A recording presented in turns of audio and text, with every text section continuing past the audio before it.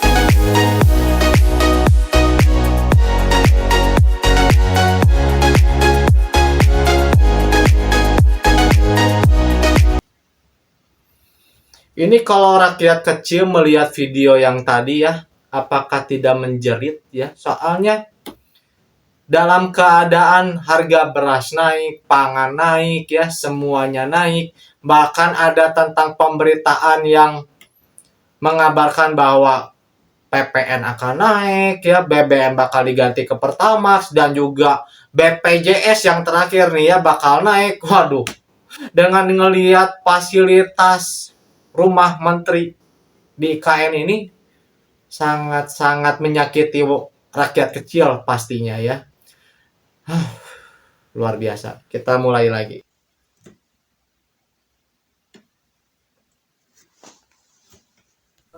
Otoritas IKN ultimatum 200 warga Pemaluan segera robohkan rumah karena masuk kawasan inti IKN. Wah. 9 petani penolak proyek IKN yang ditangkap di Botaki, Polda Kaltim. Tata tertib. Wow. Oh bisa.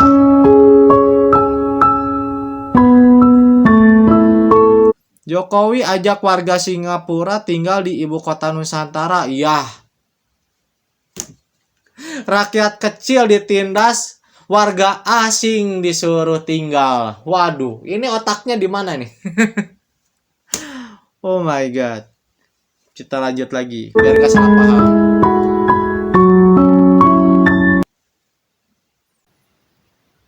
Saya mohon kepada Bapak Jokowi sama pemerintah, apabila tanah kami, tempat kami tinggal, kami berharap dan saya sendiri diganti rugi dengan sesuainya. Tapi kalau tidak sesuai, kami tetap di sini karena kami ini orang susah. Nah, tanah saya 16 kali 50 meter, itu aja. Kami tidak melarang ibu kota datang kemari maupun Bapak Jokowi, tapi kami sebagai masyarakat janganlah kami diganggu. Kami tetap di sini, ekonomi kami makan di sini. Kami orang susah.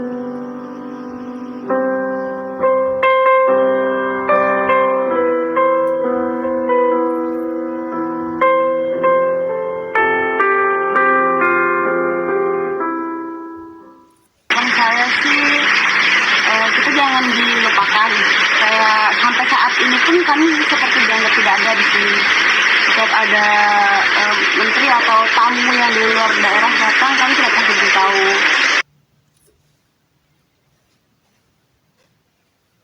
Sebenarnya ini proyek IKN itu untuk siapa sih ya? Untuk rakyat atau investor asing atau warga asing atau kayak gimana?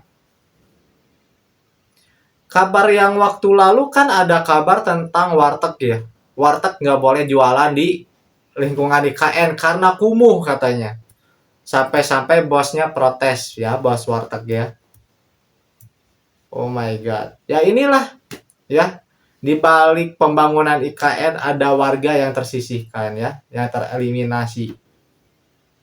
Ya. Tanggapan yang mau berkelanjutan seperti apa? Coba di kolom komentar ya. Soalnya banyak haters. Oke, kita Ladang lanjut. itu tidak ada suratnya sama sekali begitu kan. Ya, bisa saja nanti menjadi kena mereka begitu kan, bagaimana sawah dan semuanya harus ya disertifikat begitu kan. Bisa saja seperti itu begitu kan. Karena nampaknya bisa saja negara bisa ambil alih di situ. Hati-hati begitu kan sekarang ini. Jadi artinya apa? Artinya masyarakat ya kita harus bukan masalah ilegal atau tidak begitu, tapi yang jelas ya Betul. masyarakat sudah puluhan tahun di situ begitu kan ya, bertanam di situ begitu kan. Sehubungan dengan undangan ya bersifat sangat penting, maka kehadiran saudara minta tidak diwakili. Tulis surat undangan itu dengan keterangan sifat penting. Bahkan dengan adanya ancaman di lembaga otorita IKN yang mendadak mengusir warga asli Pemaluan dengan dalih pembangunan ibu kota baru. Mereka diberi waktu 7 hari untuk segera angkat kaki dari wilayah tempat tinggal mereka selama Oh puluhan my tahun. god. Warga merasa Kayak ketakutan Rempang ini lagi ya. seperti peristiwa Rempang Jilid 2, Nah, ujar betul. salah seorang sumber yang tidak ingin disebutkan namanya saat dihubungi Tempo melalui telepon seluler pada hari Sabtu 10 Maret 2024. Daerah Pemaluan ya lanjut ya sumber Tempo nantinya akan menjadi kawasan inti pusat pemerintahan IKN. Pemaluan ini salah satu kelurahan yang tepat berada di kawasan inti pusat pemerintahan di wilayah IKN, ucapnya. Wow, saya kasihan banget begitu kan ya. Dengan adanya seperti ini sudah puluhan tahun bertahun-tahun di situ begitu, tapi pada akhirnya diusir begitu kan ya. Oh. Ini harus ada solusi begitu bagi AHY, terus kemudian Menteri PUPR, terus kemudian si Bahlil juga. Ini harus ada solusi masyarakat. Masa 200 jiwa ya mau diusir kemana coba? Bayangkan, dia tidak punya tanah. Dia sudah bertahun-tahun tinggal di situ. Walaupun mereka ya dicap sebagai tempat ilegal, seharusnya kan bangsa kita, negara kita harus memberikan solusi yang terbaik begitu kan. Iya. Atau dibuatkan rumah susun kayak begitu kan. Betul, Atau kayak di apa Jakarta begitu ya. kan. Sebagai bentuk bahwa ya negara kita, bangsa kita, rakyat Indonesia benar-benar adil di situ begitu kan. Itu yang kita lakukan begitu. Jadi artinya apa? Artinya benar-benar ada solusi. Jangan kemudian langsung mengusir sana sini begitu kan. Itu tidak baik. Betul, betul. Betul ya, setuju ya dengan apa yang dikatakan. Ditangkap Polda Kaltim saat mengikuti diskusi terkait aksi penggusuran pada Sabtu 24 Februari 2024 malam. Penangkapan tersebut terkait dengan sengketa lahan antara kelompok tani dan PSN Bandara VVIP IKN. Inilah salah satu contoh produk hukum yang tidak melewati proses dialog publik yang lengkap. Sehingga dialognya sesudah jadi undang-undang. Dan ketika dialognya sudah undang-undang, siapapun yang kritis dianggap oposisi, siapapun yang pro dianggap pro pemerintah. Kenapa? Karena tidak ada proses pembahasan yang komprehensif yang memberikan ruang kepada publik. Ini negara hukum, bukan negara kekuasaan. Dalam negara hukum, berikan ruang kepada publik untuk membahas sebuah peraturan sebelum dia ditetapkan. Tapi ini nada-nadanya seperti negara kekuasaan, di mana penguasa menentukan hukum. Ketua Yayasan Lembaga Bantuan Hukum Indonesia YLBHI Muhammad Isnur mengatakan penangkapan yang dilakukan oleh Polda Kaltim adalah tindakan tidak manusiawi dan sewenang-wenang karena tidak disertai surat perintah penangkapan. Selain itu, penangkapan yang dilakukan dinilai sebagai alat untuk menekan masyarakat yang sedang mempertahankan hak tanah mereka. Isnur berujar tindakan para petani yang mempertahankan hak atas tanah adalah hal yang dilindungi oleh hukum dan sah secara konstitusional. Praktik seperti ini bisa dikategorikan sebagai tindakan sistematis terhadap masyarakat yang mempertahankan hak hidupnya. tindakan ini cenderung menggunakan hukum sebagai alat untuk menekan masyarakat. Polisi untuk kesekian kalinya menggunakan cara-cara seperti ini dalam pengamanan proyek strategis nasional.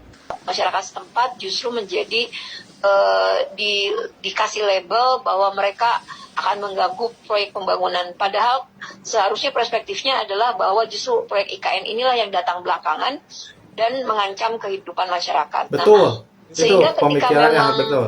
lokasi yang hendak dibangun IKN ini tumpang tindih dengan tempat tinggal masyarakat, justru yang seharusnya dikedepankan adalah Masyarakat. terpenuhinya hak-hak masyarakat. Betul, masyarakat Jadi bukan yang kebalikannya, justru seolah-olah masyarakat yang kriminal, lalu setelah itu juga bisa jadi kita melihat ini ada. Ini yang tadi di depan ya, tidak manusiawi ya. Udah ditangkap 9 petani penolak proyek IKN yang ditangkap di Botaki. Ini yang dimaksud tidak manusiawi. Kenapa nggak manusiawi? Karena mereka itu mempertanyakan haknya. Tapi kenapa sampai di Botaki seperti ini? Ya ampun. Gak habis pikir. Oke, ini ya video sangat penting ya yang terakhir ya.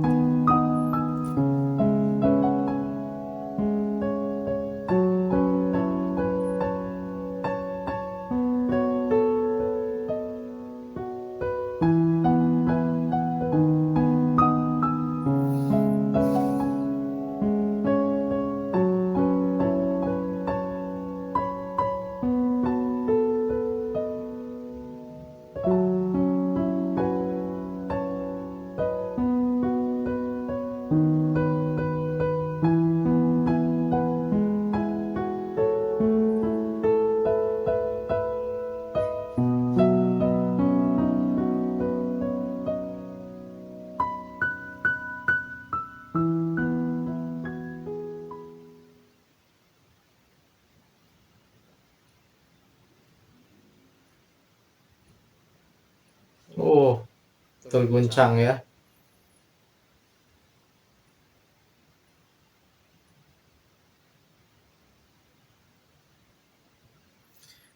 Oke, cukup sudah ya videonya ya. Video yang terakhir mengingatkan ke kita bahwasanya ada contoh loh, satu negara yang pengen pindah ibu kota, ternyata bengkak biayanya. Apakah kita percaya pengelola negeri ini memindahkan ibu kota ke daerah lain ya, ke yang daerah baru, bahwa biayanya sudah diperhitungkan matang? Apakah percaya? Gua pribadi enggak sih, karena beberapa proyek seperti jalan tol ya, kereta cepat membengkak juga tuh biayanya ya, di luar dugaan.